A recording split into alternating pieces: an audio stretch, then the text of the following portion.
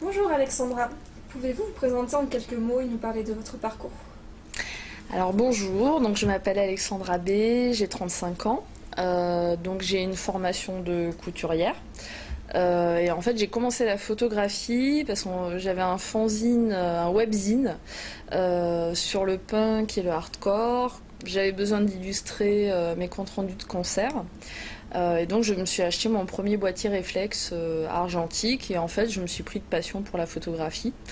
Et donc voilà, c'était en 2000, donc ça fait maintenant 14 ans. D'accord. Et quelle relation entretenez-vous avec le tatouage et comment cette passion est-elle entrée dans votre vie?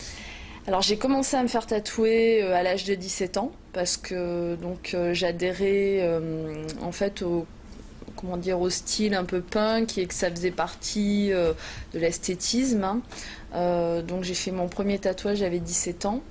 Et puis voilà, et puis ça m'a jamais quittée et surtout je voulais être tatoueuse donc puisque j'avais un côté un peu artistique et créatif, donc voilà, je dessinais beaucoup et j'ai tenté plusieurs fois l'apprentissage de tatoueuse, mais c'est un métier qui est très très exigeant et où l'apprentissage est très long. Donc voilà, j'ai préféré en fait admirer et être une passionnée de tatouage qu'une exécrable tatoueuse. D'accord.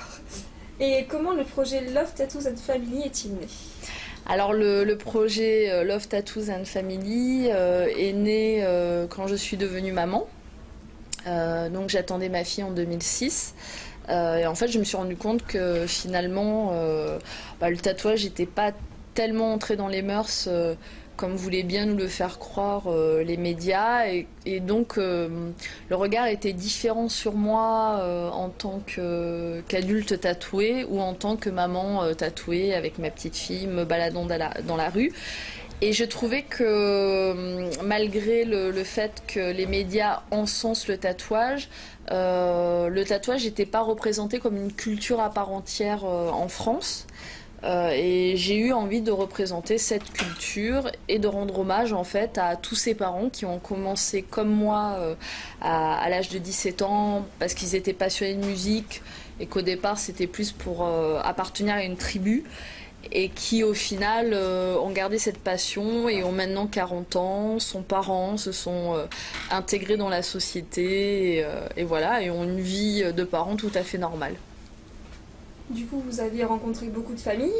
Toutes ces familles que vous avez photographiées, ce sont des personnes de votre entourage que vous connaissez déjà ou vous les avez castées? Alors en fait ça a été très très compliqué de trouver des familles parce que c'est vrai que les médias peut-être ont tendance à utiliser les gens très tatoués par rapport à leurs propres désirs et les montrent pas toujours sous un jour positif. C'est souvent soit des reportages sensationnalistes ou voilà, donc c'est souvent orienté. Du coup, j'ai eu beaucoup de difficultés à trouver des familles au départ. Et en fait, c'est en photographiant la première famille et le bouche à oreille s'est fait via Facebook. C'est-à-dire que la famille a posté les photos que j'avais prises d'eux et du coup, les copains de copains, ont adoré les photos et m'ont contacté pour que je les photographie. D'accord. Et à propos de ces photos, du coup, quelle a été votre démarche artistique et quelle place, on va dire, tient la mise en scène dans ces photos? Alors justement, moi je voulais aucune mise en scène. Alors après, il y a certains enfants, par exemple j'ai des photos de grimaces, mais c'est pas moi qui l'ai imposé aux enfants, en fait c'est eux qui naturellement avaient du mal à tenir en place et c'est vrai que sur toutes les séances que j'ai mises en place, à chaque fois les enfants avaient beaucoup de mal à patienter parce que comme je voulais vraiment saisir l'émotion très spontanée, en fait je restais avec les familles pendant 2-3 heures La première heure servait plutôt à discuter de leur culture tatou, les situer par rapport à cette culture-là, et puis les mettre à l'aise aussi, hein, parce que pour eux, voilà, ce sont pas forcément des modèles, donc ils n'ont pas forcément le même rapport à l'image qu'une personne qui est habituée à être photographiée. Donc en fait, j'avais besoin de me sentir bien avec eux et puis de rentrer dans leur sphère intime. Et ensuite, la séance photo démarrait et en fait, je l'ai photographié, on essayait de trouver peut-être des mises en scène dans la façon dont les positionner, parce que c'est pas toujours évident de photographier des groupes, hein. Il y a toujours un qui va lever les yeux, fermer les yeux, faire des grimaces un peu bizarres. Donc du coup, on va dire, je mettais en place une séance d'1 heure et sur la séance d'1 heure, je laissais faire les choses. En fonction. Alors c'est souvent les enfants qui menaient la barque et puis après je choisissais la photo qui me semblait la plus représentative de la famille. Quand on regarde votre exposition, on remarque que les photos représentent des familles qui sont assez jeunes, relativement jeunes. Est-ce un choix ou c'est assez rare de croiser des personnes âgées tatouées? Alors je pense que la culture du tatouage en France est relativement jeune. J'ai essayé de chercher des personnes âgées parce qu'en fait l'idée du livre c'était vraiment de terminer sur un couple âgé, tatoué, pour qu'ils me donnent en fait justement avec le recul leur vision du tatouage. J'avais vraiment envie de ça et puis ça me faisait penser, il y a un tatoueur allemand qui s'appelle Robert Hoffmann qui a photographié un couple vraiment aimant qui s'enlace et ils ont à peu près je pense 70 ans, tout tatoué et en fait je voulais vraiment finir sur cette image là, montrer que la passion du tatouage s'efface pas avec le temps. Et donc et en fait en France je n'ai pas réussi à trouver.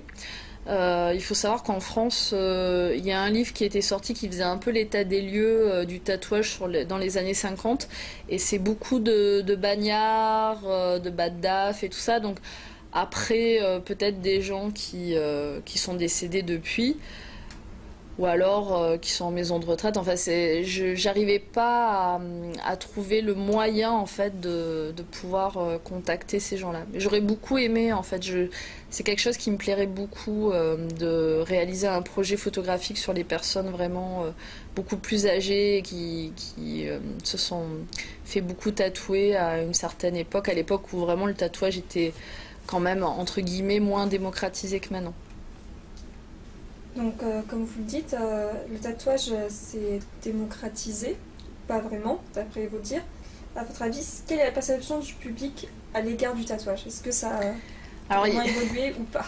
Il y a différentes perceptions. Après, c'est très lié à l'image. Donc, c'est-à-dire que, mine de rien, les médias influent beaucoup dans la perception du tatoué dans la société.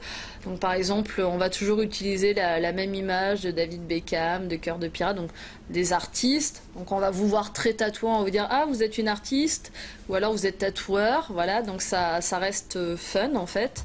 C'est vrai que les gens ont plus de mal à faire la relation entre le très tatoué et le fonctionnaire ou le très tatoué et le notaire parce que voilà, pour eux le tatoué c'est pas une image sérieuse en fait, c'est pas l'image d'une personne qui peut être fonctionnaire ou notaire. Donc je pense que les médias influent énormément et quand les médias nous parlent de démocratisation, quelque part, démocratisation peut-être, parce que c'est vrai que les gens qui ont un motif ou deux de tatouer, évidemment ça s'est quand même banalisé, hein, mais par contre, et puis en plus il y a certaines modes voilà, qui se font et qui se défendent.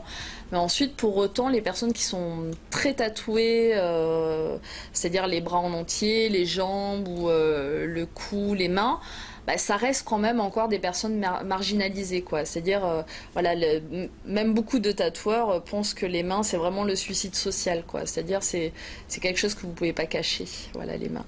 Et je pense que peut-être les gens ont une vision à deux vitesses, c'est-à-dire qu'ils n'auront pas la même perception d'une personne qui a un soleil dessiné dans l'épaule que d'une personne qui a des crânes tatoués sur les bras en entier.